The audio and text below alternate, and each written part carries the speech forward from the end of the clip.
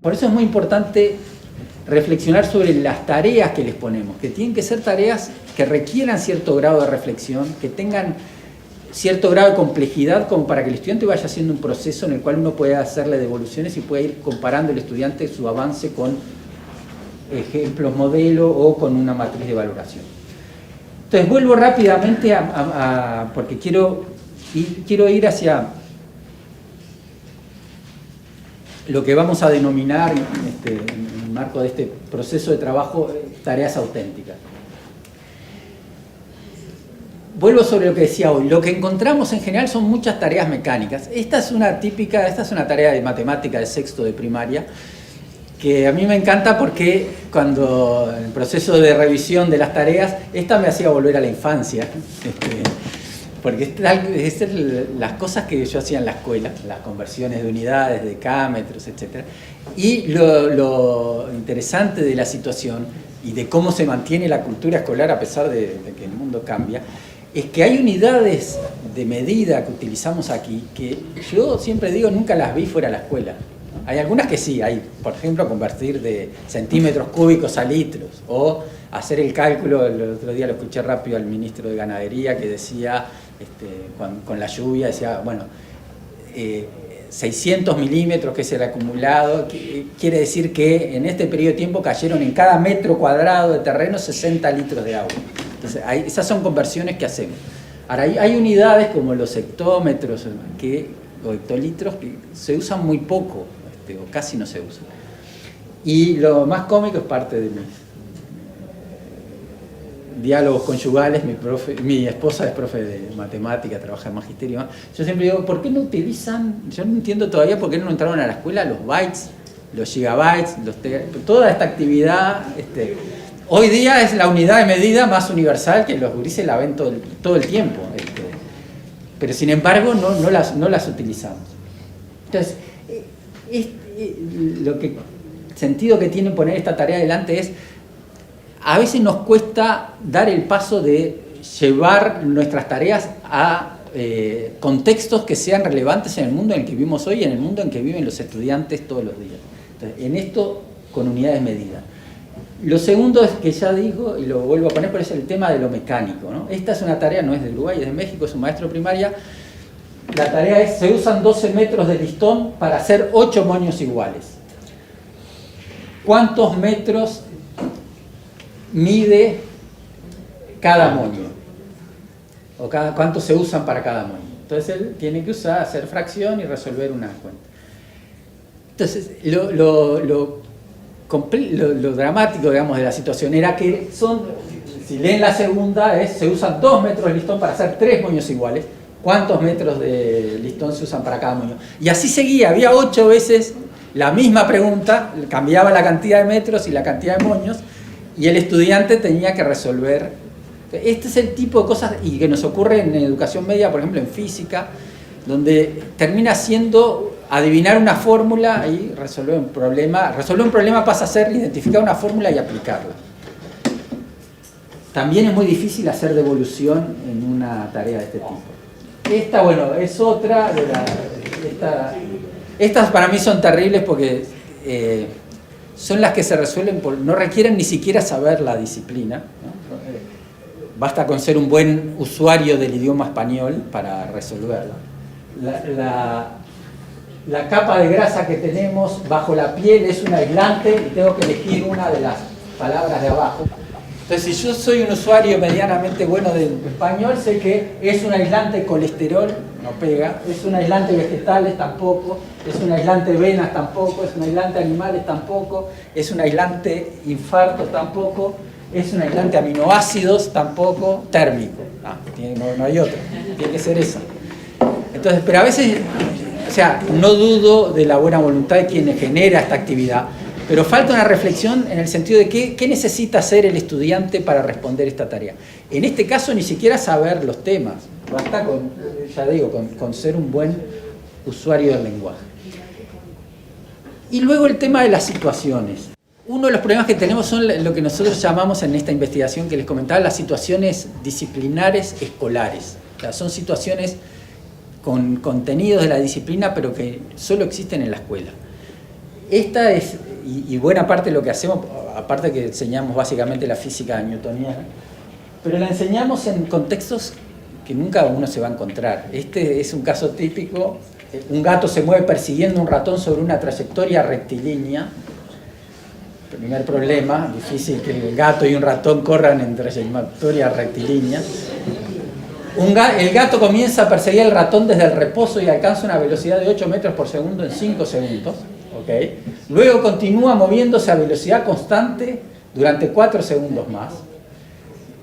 Y bueno, y sigue toda la... O sea, primero, no es una situación plausible. Segundo, no es una situación en la que uno no va a utilizar nunca la física para indagar cuánto le lleva al gato a alcanzar al ratón, si lo va a alcanzar. ¿Cuál es el sentido de esto? A ver, acá hay un esfuerzo, no quiero deslegitimar el esfuerzo. Acá el esfuerzo del profe es ponerlo en una situación y que utilice los conceptos y las fórmulas de tiempo, velocidad, etcétera, para resolver una situación. No está mal por sí mismo. El problema es que deberíamos dar un paso más y es no quedarnos en esto y no quedarnos en la mecanización, sino llevar al estudiante a situaciones plausibles. Y voy a poner un ejemplo contrastante por la positiva también de física. Este es otro profe, que fíjense la situación que pone. Dice, luego de una mañana de intensa lluvia, a la hora del recreo varios alumnos quieren jugar al fútbol. Pero en la cancha hay un gran charco de agua. Andrés, uno de los compañeros, propone, ¿por qué no le pedimos a la señora del servicio un lampazo para extender el agua y que se seque más rápido? Esa es la situación, que es una situación de la vida cotidiana plausible. Analiza la propuesta de Andrés y responde, ¿estás de acuerdo con la idea de Andrés? ¿Por qué? ¿Cómo puede fundamentarse esa idea desde el punto de vista científico? Utiliza para la fundamentación los conceptos de cambio de estado, calor y temperatura trabajados en clase. ¿Ven? Aquí hay dos diferencias fundamentales. Una es la situación, esta es una situación en que el estudiante puede reconocer como plausible y como real. Segundo, aquí no hay una aplicación mecánica de una fórmula, sino tengo que hacer ni tampoco simplemente tengo que recordar definición de conceptos, de qué cambio de estado, etcétera, sino que tengo que utilizarlos para dar cuenta de una situación y fundamentar si una idea o una propuesta es apropiada o no. Entonces, este es el tipo de situaciones que creo que deberíamos como pensar más. O sea, creo que tenemos dos desafíos. Uno es el de tener cada vez más un repertorio de situaciones reales o no necesariamente cotidianas, es un modo, situaciones de la vida social, información que aparece en la prensa, yo qué sé, datos estadísticos, estoy pensando ahora en matemáticas, datos estadísticos del dato de inflación que apareció ayer y las declaraciones del ministro, o en el caso de ciencias, no sé, cosas o discusiones que están vinculadas al medio ambiente, como es el tema de hoy día de la artillería. Hay mil temas propios de la vida cotidiana, de la vida en la sociedad, de lo que es el trabajo en la ciencia, en la disciplina, pero el trabajo real, porque ningún científico se dedica a analizar si el gato alcanza al ratón y a qué trayectoria rectilínea. Uno puede idear situaciones en las que son plausibles y que por ser plausibles pueden ser más motivadoras para el estudiante. Mirar las propuestas de evaluación puede ser un modo de compartir el trabajo, de abrir una ventana hacia el aula. Y entonces aquí hay algunas preguntas que uno puede hacerse, que uno podría trabajar con otros analizando propuestas concretas, ¿verdad? Ante este escrito o este conjunto de preguntas que yo hago a los estudiantes, lo primero es, ¿qué es lo que el estudiante va a tener que hacer para resolver esto? ¿Qué tipo de procesos cognitivos, qué va a tener que poner en marcha para resolver esto? ¿Va a tener que recordar? ¿Va a tener que hacer un análisis lingüístico de cuál palabra encaja? ¿Va a tener que construir una explicación? ¿Qué es lo que le estoy pidiendo? ¿Y qué contenidos tiene que utilizar? ¿Qué conceptos de los trabajados va a tener que utilizar para eso? La segunda pregunta es, si esto es lo que yo quiero, porque uno imagino que muchos profes, por ejemplo, lo aplico a mí mismo como profesor. Yo soy profesor de filosofía, aunque hace mucho tiempo que no doy clase, pero también soy profesor a nivel de la universidad en estos temas de evaluación. Y muchas veces uno se hace la pregunta, a ver, ¿esto que tienen que hacer es lo que realmente espero de mi curso? ¿O en realidad estoy evaluando cosas que no son las que me propuse como sentido principal del curso que estoy dando? La tercera es la de la motivación. ¿Qué tan motivador puede ser esto para los alumnos? Obviamente es un tema difícil de manejar, hay alumnos que se motivan, siempre vamos a tener alumnos que no se motivan con nada, pero sin duda que resolver una tarea plausible, propia de la vida real, siempre va a ser más motivador que responderle preguntas al docente sobre lo que el docente ya sabe, en las cuales tengo que repetir o bien lo que el docente dijo en clase o bien lo que leí en el texto. Preguntarse por la relevancia de las situaciones que estoy proponiendo para la persona o para la vida social o para el futuro.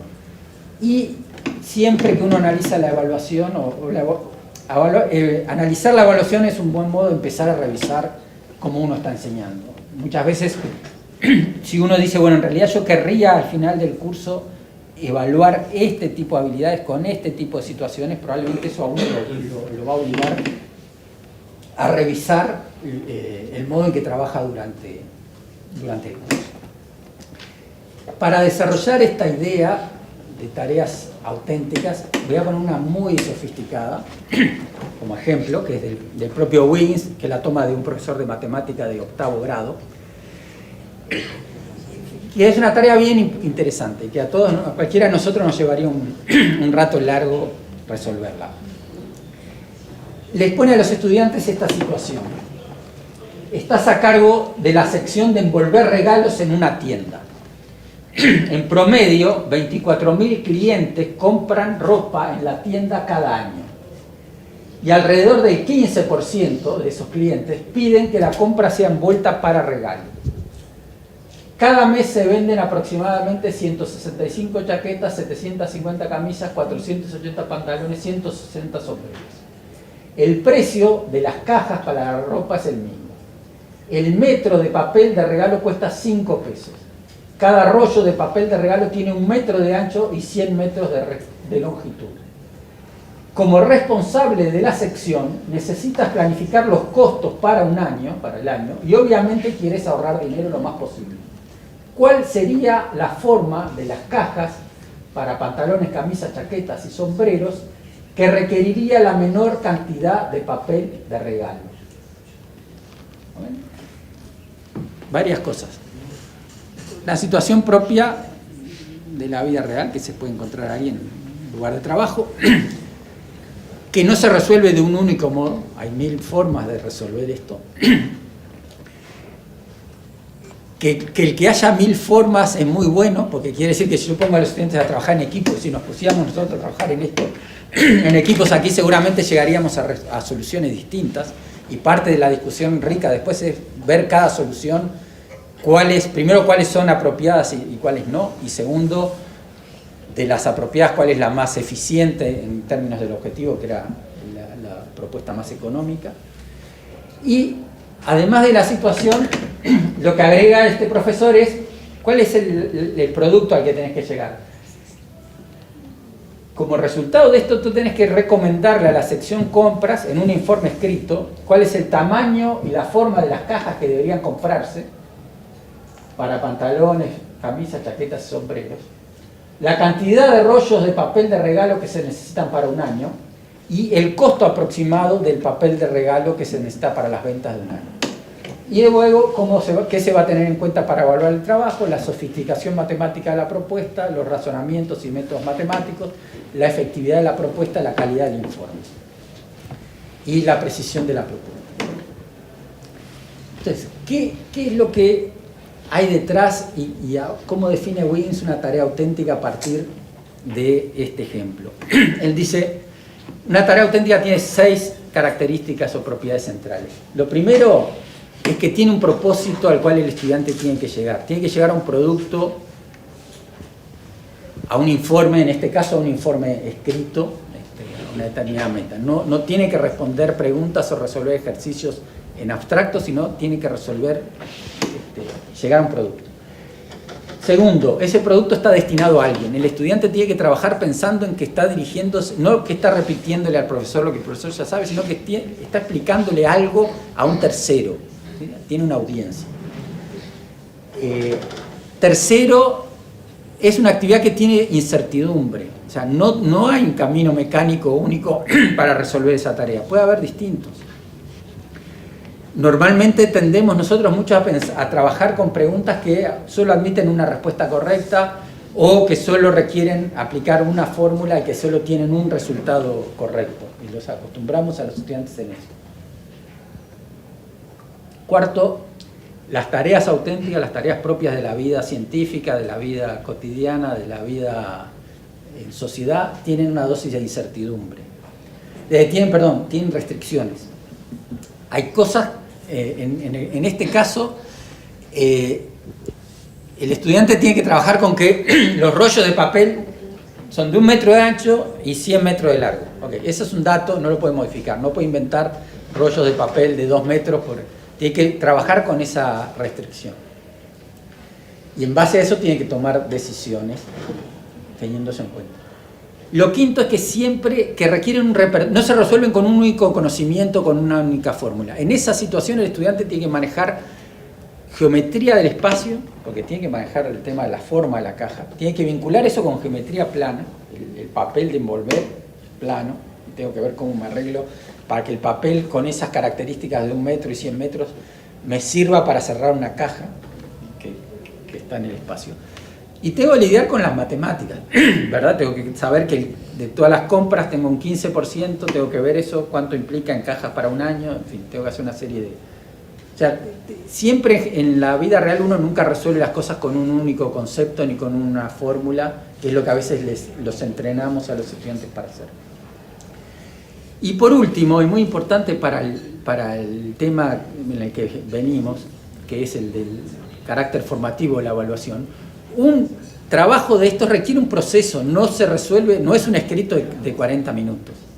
Es un trabajo que lleva tiempo, nosotros no lo resolveríamos ahora en 1 hora, pero que además, en el cual el estudiante puede llegar a una primera solución, la podemos discutir y uno después le puede dar la oportunidad de hacer una segunda versión una vez que discutimos la primera y vimos cuáles eran los puntos flacos y cuáles eran las fortalezas y vimos cómo lo resolvieron otros. Que tiene que ver con lo que decía con lo que yo hoy decía al principio de la importancia que tiene darle a los alumnos la posibilidad de probar, hacer una primera versión de un trabajo, revisarlo y luego rehacerlo. Pero en un trabajo de esta complejidad uno sí tiene oportunidades de hacer devoluciones, cosa que no puede hacer cuando uno trabaja con preguntas que tienen solo la posibilidad de hacer respuesta correcta o incorrecta. Nosotros a partir de esto y de esta investigación y más, una de las cosas que hicimos fueron talleres y es parte de lo que queremos hacer con ustedes también, talleres en que los profes tomaban una propuesta de evaluación y la tenían que transformar en una situación auténtica. Entonces es un ejemplo real de un grupo de profes de bachillerato, de medicina, si no me equivoco, donde tenían un escrito con estas 5 preguntas. ¿Qué es el colesterol? ¿Qué diferencia hay entre el colesterol bueno y el colesterol malo? ¿Qué consecuencias tiene el colesterol sobre la salud humana? ¿Qué factores pueden causar un alza en los niveles de colesterol? ¿Qué hábitos de alimentación y ejercitación contribuyen a evitar el colesterol malo? Entonces, típica, escrito, 5 preguntas. Entonces, piensen cuál es la situación en que estoy poniendo al estudiante. Le estoy haciendo 5 preguntas, el estudiante tiene que responderlas. Está escribiendo ¿para quién? Para el docente, sobre algo que él sabe, que el docente ya sabe. Y en el fondo lo que estoy pidiendo es que escriba lo que hablamos en clase o lo que explicó el profesor o lo que leyó en el texto. Y se lo está diciendo al profesor. Entonces, la tarea del equipo era, bueno, ¿cómo hacemos de esto, cómo podemos hacer de esto una tarea que tenga características de tarea auténtica como acabamos de ver? Y esta fue la situación a la que ellos llegaron. Idearon esta situación. Supongan que la intendencia municipal, esto está escrito para los estudiantes, es la reformulación final a la que llegaron luego de un proceso de trabajo, ¿verdad? Supongan que la intendencia municipal de Montevideo invitó a sus alumnos a los alumnos de su liceo de bachillerato de medicina a participar en una jornada de prevención en el marco del Día Nacional de Lucha contra las Enfermedades Cardiovasculares. Una situación que suele ocurrir, campaña en Montevideo, cáncer de mama, lucha contra las enfermedades cardiovasculares, etcétera, puestos móviles. Para ello deberán elaborar un boletín informativo que será distribuido en puestos especiales donde las personas podrán realizarse gratuitamente análisis de sangre para determinar sus niveles de colesterol. Entonces tengo un producto a elaborar, un boletín informativo, y un destinatario es para las personas que ese día van por la calle, ciudadanos de pie, entran a un puesto móvil y se hacen un análisis de sangre. El producto tiene que tener una extensión máxima de 4 carillas, cada una de las cuales será una hoja tamaño A4, es decir, 4 paginitas así, media hoja de A4. Muy importante, porque a veces creamos la cultura de que mejor uno hace un buen escrito si escribe muchas páginas. La vieja, no sé si todavía existe, pero en mis tiempos, en filosofía en particular, estaban los estudiantes que decían que los profes pesan, cuentan la cantidad de páginas y ponen la nota. Acá hay que escribirlo en 4 páginas. En la primera página del boletín deberán elaborar un eslogan que resuma el objetivo de la jornada y resulte atractivo para las personas a las cuales está destinado. Elaborar un eslogan, tengo que pensar un poco en el destinatario, en el tema, qué es lo que quiero comunicar. Debe contener información clara y concisa sobre qué es el colesterol, por qué se habla cotidianamente de colesterol bueno y colesterol malo, cuáles son los niveles de referencia normales para hombres y mujeres. Debe explicar qué relación existe entre los niveles anormales de colesterol y el riesgo de padecer un infarto. Debe presentar recomendaciones en cuanto a la dieta más adecuada para las personas con niveles anormales de colesterol, en particular cuál es el consumo de grasas necesarias, el balance entre grasas saturadas e insaturadas. Debe indicar qué tipo de ejercicio físico se recomienda y por qué. Entonces, si se ponen a ver con detalle, los contenidos o temas son las mismas preguntas del escrito original, pero el contexto y la situación hace una gran diferencia. ¿Por qué? Primero, porque siempre se dice una forma de darse cuenta que alguien entendió algo es cuando puede explicárselo a otro. Entonces, aquí lo interesante es que el estudiante no tiene que escribirle al docente sobre lo que el docente ya sabe, sino que tiene que ponerse en la situación de que le va a explicar a un ciudadano de a pie el colesterol, la diferencia entre colesterol bueno y colesterol malo, etcétera, etcétera. Entonces, eso exige un trabajo, un nivel de reflexión mucho más alto que escribirle al profesor sobre lo que el profesor ya sabe. Pues me tengo que poner en alguien que no sabe el tema y se lo tengo que hacer entender, se lo que tengo que hacer entender de modo sintético. Entonces, este tipo de situaciones, primero, hacen más relevante el contenido. En general, la experiencia es que resulta más motivador para los estudiantes hacer una tarea de este tipo que responder las 5 preguntas originales. Y desde el punto de vista cognitivo es más demandante hacer esto en términos de reflexión y de procesar información que simplemente responder preguntas específicas. El contraste entre ambas no pretende decir que el primero sea malo, sino que este modo, y además acá simplemente me refiero al testimonio de las propias profesoras, este modo resultó más atractivo que el primero para los estudiantes. Pero no quiere decir que esté mal trabajar del primer modo. Lo segundo, depende también, y tomo nota de lo que dice la colega, puede ocurrir con cualquiera de las dos casos. Depende también del proceso de trabajo que uno haga. O sea, se supone que este proceso, eso no está dicho aquí, implicaba que los distintos alumnos trabajaban y elaboraban distintos folletos, que los folletos se discutían en clase, que los estudiantes tenían que presentar y discutir los folletos, y además que uno, es parte de lo que vamos a ver en la segunda parte con matriz de valoración, uno puede mirar o evaluar, por ejemplo, un modo de evaluar el folleto es si es un recorte y pego y en realidad no hay una explicación, o en qué medida hay una explicación. Uno puede combinar con otras cosas. Pero les pido, por ahora dejemos abierto el tema, no quiero poner es una cosa o la otra, simplemente digo, aquí hay cosas que deberíamos pensar como para hacer más real el trabajo con el contenido y más motivador. Pero de todos modos, sí, o sea, todo trabajo puede pervertirse en el sentido que dice la colega, de que el alumno simplemente lo haga para cumplir y que no haya un real trabajo de comprensión. Sí. No, por eso. También, pero también el otro se puede discutir y se puede armar una discusión sobre esas 5 preguntas de escrito, de por qué cada uno respondió una cosa, etc. Hay cosas que dependen de cómo usa el instrumento y no del instrumento en sí mismo. Avanzo ya hacia el cierre, simplemente mostrar un par de ejemplos más por la positiva. Este es un caso que aquí no está en contexto porque sería muy largo, pero una de las cosas que encontramos en primaria, sexto, es el uso muy poco uso de textos auténticos, mucho uso de texto narrativo, poco uso de textos auténticos, y además una forma de preguntar para comprensión de lectura muy genérica. ¿Cuál es tu opinión sobre? ¿Cuál es la idea principal? Ese tipo de preguntas. Este ejemplo lo que tiene, ustedes no lo leen y no pretendo que lo lean, pero la maestra lo que hace es tomar un texto auténtico sobre conducción de ciclomotores, un texto de la Dirección de Seguridad Vial, que hace una serie de especificaciones sobre los cuidados que hay que tener para conducir un ciclomotor, y luego hace preguntas muy específicas: cuáles son las partes del cuerpo que están más expuestas a daños en caso de accidentes, por qué es importante el uso del casco, menciona 2 razones por las cuales es recomendable usar ropa llamativa, etc. Entonces, también lo tomo como ejemplo de maestra que se toma el trabajo de conseguir textos auténticos y que hace buenas preguntas en relación al texto.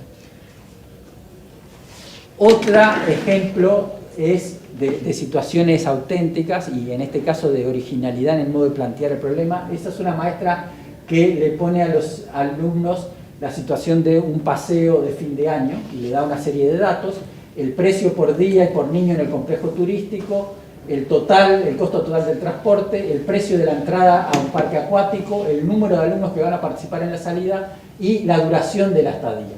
Lo que está destacado en rojo es la consigna que le da la maestra. Dice: indica con una frase lo que se busca con cada cálculo realizado y después resuelve.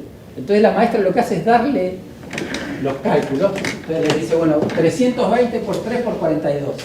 ¿Para qué queremos calcular con esa cuenta? Entonces el estudiante tiene que volver a los datos y dice el precio total de lo que gastaron en el paseo todos los niños juntos. 320, en el complejo turístico, perdón, en el complejo. Era el costo del complejo por 3 días, era el costo diario, por 42 niños. Después 25 por 42, el estudiante dice el precio de todas las entradas al parque acuático. Y luego, la primera era igual a y B, y luego todavía lo pone más sofisticado porque dice A más B más 12.810 igual C. Y el niño dice lo gastado por todos los alumnos en todo el paseo. Y luego C dividido 42 igual D, lo gastado por cada niño. Este es el monto total dividido la cantidad de niños, lo gastado por niño durante el paseo. Entonces, ese es otro ejemplo interesante de situación auténtica, por un lado, cotidiana o propia de la vida cotidiana en la escuela, pero además original en el modo en que les propone la tarea y los hace pensar a los estudiantes. Y por último, simplemente un paso rápido, esta es una profe de Rivera, que también profe de geografía, y que armó una situación vinculada al tema de la minería, que era parte de los temas que ella tenía que trabajar, y entonces la situación en que los pone es que tienen que hacer un informe para el Ministerio de Industria, Energía y Minería sobre la sustentabilidad del recurso oro, que es una de las explotaciones que hay allí en Minas de Corrales. Y además les dice uno de los objetivos es crear un blog para que la población tenga acceso a esa información y pueda opinar. Las conclusiones de trabajo y el blog serán presentados en la Semana del Oro en Minas de Corrales. Y entonces lo que les pide a los estudiantes, y aquí entran los contenidos que ella quería trabajar: identificar los sectores morfológicos del país, especificando en cuáles es posible encontrar oro, caracterizar la explotación aurífera en Minas de Corrales, explicar cómo la actividad minera fue determinante en la estructura social de la ciudad, y dar a conocer los impactos ambientales y sociales, positivos y negativos en la región, discutiendo si su explotación es sustentable. Entonces aquí de nuevo los pone en la situación y los hace trabajar en formato informe dirigido a una audiencia. Probablemente aquí uno de los comentarios que yo haría es faltaría especificar más las características que tiene que tener el informe, porque los estudiantes en general no tienen idea de qué sería un informe para el Ministerio de Ganadería y demás. Tiene como interesante la idea del blog. Uno de los recursos útiles hoy día es pedirle a los estudiantes que generen contenidos para sitios de internet y demás, porque son las cosas que los motivan y en las cuales es una herramienta o un medio de comunicación con el cual están familiarizados.